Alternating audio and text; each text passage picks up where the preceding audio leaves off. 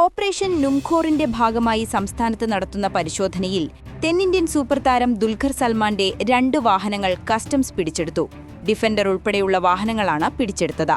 രാവിലെ മുതൽ ദുൽഖർ സൽമാന്റെ കൊച്ചി പനമ്പള്ളി നഗറിലെ വീട്ടിലും പൃഥ്വിരാജിന്റെ തേവരയിലെ വീട്ടിലും കസ്റ്റംസ് ആൻഡ് സെൻട്രൽ എക്സൈസ് സംഘം പരിശോധന നടത്തിയിരുന്നു. മമ്മൂട്ടിയുടെ എളംകുളത്തെ വീട്ടിലും സംഘം പരിശോധനയ്ക്കെത്തി. ഭൂട്ടാൻ സൈന്യത്തിന്റെ വാഹനം വാങ്ങിയതുമായി ബന്ധപ്പെട്ട തിരുവനന്തപുരം, എറണാകുളം, തൃശൂർ, മലപ്പുറം, കോഴിക്കോട് ജില്ലകളിലാണ് കസ്റ്റംസ് പരിശോധന പുരോഗമിക്കുന്നത്. കൊച്ചിയിൽ ദുൽഖർ സൽമാന്റെ 2 വീടുകളിലും മമ്മൂട്ടിയുടെ വീട്ടിലും കസ്റ്റംസ് എത്തി. അമിത് ചക്കാലേക്കലിന്റെ തൃശൂരിലെ വീട്ടിലാണ് പരിശോധന നടക്കുന്നത്. കോഴിക്കോട് തൊണ്ടയാട് റോഡ് വേസ് കാർ ഷോറൂമിലും മുക്കത്തുമാണ് കസ്റ്റംസ് പരിശോധന.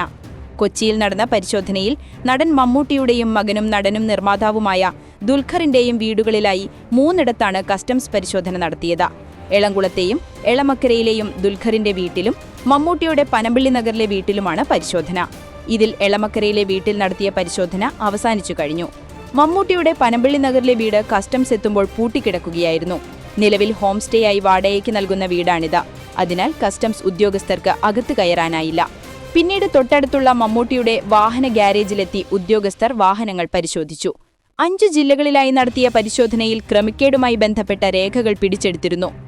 ഭൂട്ടാനിൽ നിന്നെത്തിച്ച 20 വാഹനങ്ങൾ കേരളത്തിൽ വിറ്റുവെന്നും ഇതിൽ 11 കണ്ടെത്തിയെന്നുമാണ് കസ്റ്റംസ് അധികൃതർ വ്യക്തമാക്കുന്നത്. കോഴിക്കോട് യൂസ്ഡ് കാർ ഷോറൂമിൽ നിന്നും വാഹനങ്ങൾ കണ്ടെത്തിയിരുന്നു. ഇടനിലക്കാരുടെ വീടുകളിലും പരിശോധന പുരോഗമിക്കുകയാണ്. ഓപ്പറേഷൻ സംബന്ധിച്ച വിവരങ്ങൾ നൽകുന്നതിനായി കസ്റ്റംസ് കമ്മീഷണർ വൈകുന്നേരം മാധ്യമങ്ങളെ കാണുമെന്നും അറിയിച്ചിട്ടുണ്ട്. മലയാള സിനിമാ താരങ്ങൾക്കുൾപ്പെടെ നിരവധി ആളുകൾ ഭൂട്ടാനിൽ നിന്ന് നികുതി വെട്ടിച്ചെത്തിയ വാഹനങ്ങൾ സ്വന്തമാക്കിയിട്ടുണ്ടെന്ന ഇന്റലിജൻസ് റിപ്പോർട്ടിന്റെ അടിസ്ഥാനത്തിലാണ് കസ്റ്റംസ് അന്വേഷണം ആരംഭിച്ചത്. ഭൂട്ടാൻ സൈന്യം ഉപേക്ഷിച്ചതും വിന്റേജ് കാറ്റഗറിയിൽപ്പെടുന്നതുമായ വാഹനങ്ങൾ നിയമവിരുദ്ധമായി ഇന്ത്യയിൽ എത്തിക്കുന്നുണ്ടെന്ന കണ്ടെത്തലിനെ തുടർന്നാണ് കസ്റ്റംസ് ഇക്കാര്യത്തിൽ അന്വേഷണം ഊർജിതമാക്കി തുടങ്ങുന്നത്. കേരളത്തിലെ ഏതാനും സിനിമാ താരങ്ങളും സാങ്കേതിക പ്രവർത്തകരും വ്യവസായികളും ഇത്തരത്തിൽ നിയമവിരുദ്ധമായി കടത്തിക്കൊണ്ടുവന്നിട്ടുള്ള വാഹനങ്ങൾ വാങ്ങിയിട്ടുണ്ടെന്ന് നേരത്തെ തന്നെ കസ്റ്റംസിന് വിവരം ലഭിച്ചിരുന്നു. ഭൂട്ടാൻ ആർമിയും മറ്റും ഉപേക്ഷിച്ച വാഹനങ്ങളാണ് രാജ്യത്ത് പലയിടങ്ങളിലായി വിറ്റഴിച്ചത്. ഭൂട്ടാൻ പട്ടാളം ഉപേക്ഷിച്ച വാഹനങ്ങൾ രാജ്യത്ത് പലയിടങ്ങളിലായി വിറ്റഴിച്ചുവെന്ന് ലഭിച്ച രഹസ്യ വിവരത്തിന്റെ അടിസ്ഥാനത്തിൽ വിപുലമായ അന്വേഷണമാണ് കസ്റ്റംസ് നടത്തിയത്. ശേഖരിക്കപ്പെട്ട വിവരങ്ങളിൽ നിന്നാണ് ചലച്ചിത്ര താരങ്ങൾ ഉൾപ്പെടെയുള്ള പ്രമുഖർ ഈ വാഹനങ്ങൾ വാങ്ങിയ വിവരം കണ്ടെത്തിയത്. ഭൂട്ടാനിൽ നിന്ന് നികുതിരഹിതമായി വാഹനങ്ങൾ കടത്തിക്കൊണ്ടുവന്ന ഇന്ത്യയിൽ രജിസ്ട്രേഷൻ നടത്തുന്നതിൽ ഗുരുതര വെളിപ്പെടുത്തലുകളുമായി കസ്റ്റംസ്. മലയാള നടന്മാർ ഉൾപ്പെടെയുള്ളവർ വമ്പന്മാർ ഇത്തരത്തിൽ കൊണ്ടുവന്ന വാഹനങ്ങൾ ഉപയോഗിക്കുന്നുണ്ടെന്നും നടന്മാരെ ചോദ്യം ചെയ്യാൻ വിളിപ്പിക്കുമെന്നും കസ്റ്റംസ് കമ്മീഷണർ ടി ജിജു വ്യക്തമാക്കി. ദുൽഖർ സൽമാന്റെ ഇത്തരത്തിലുള്ള 2 വാഹനങ്ങൾ കസ്റ്റംസ് കസ്റ്റഡിയിലെടുത്തു. പൃഥ്വിരാജ് സുകുമാരന്റെ പേരിലും ഇത്തരമൊരു കാറുണ്ടെന്നും എന്നാൽ അത് കണ്ടെത്തിയിട്ടില്ലെന്നും കസ്റ്റംസ് കമ്മീഷണർ വ്യക്തമാക്കി. മറ്റൊരു നടനായ അമിത് ചക്കാലേക്കലിന്റെ വാഹനങ്ങളും കസ്റ്റംസ് പിടിച്ചെടുത്തവയിൽ ഉൾപ്പെടും. അമിത്തിന്റെ പേരിലുള്ള 6 വാഹനങ്ങൾ കസ്റ്റംസ് കണ്ടെത്തിയതായാണ് വിവരം. വിവരങ്ങൾ വെളിപ്പെടുത്തുന്നതിനിടയിലെത്തിയ ടെലിഫോൺ കോളെ തുടർന്ന് കമ്മീഷണർ വാർത്താസമ്മേളനം പാതിവഴിയിൽ അവസാനിപ്പിക്കുകയും ചെയ്തു. ഇന്ത്യൻ സൈന്യത്തിന്റെ പേരിലും അമേരിക്കൻ എംബസി ഉൾപ്പെടെയുള്ളവയുടെ പേരിലും വ്യാജരേഖകൾ ചമച്ചും പരിവാഹൻ വെബ്സൈറ്റിൽ കൃത്രിമം നടത്തിയും ഇത്തരത്തിലെത്തിക്കുന്ന വാഹനങ്ങളുടെ രജിസ്ട്രേഷൻ നടന്നിട്ടുണ്ടെന്നും കമ്മീഷണർ വ്യക്തമാക്കി.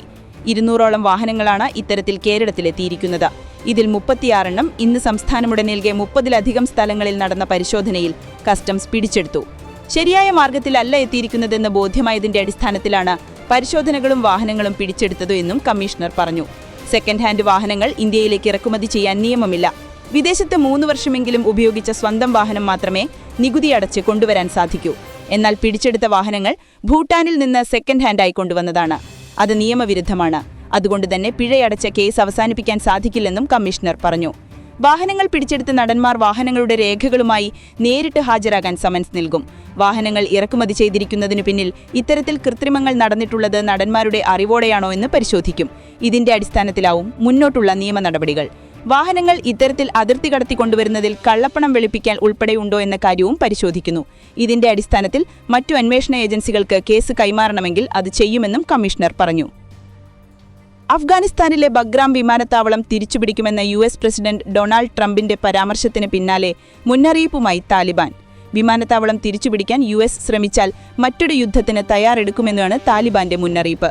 താലിബാൻ വഴങ്ങിയില്ലെങ്കിൽ മോശം കാര്യങ്ങൾ സംഭവിക്കുമെന്ന് ട്രംപ് നേരത്തെ പറഞ്ഞിരുന്നു. അതേസമയം യുദ്ധത്തിന് യുഎസിനെ സഹായിച്ചാൽ കടുത്ത തിരിച്ചടിയാകും പാകിസ്ഥാന് നൽകുക എന്നും താലിബാൻ ഭീഷണി മുഴക്കി.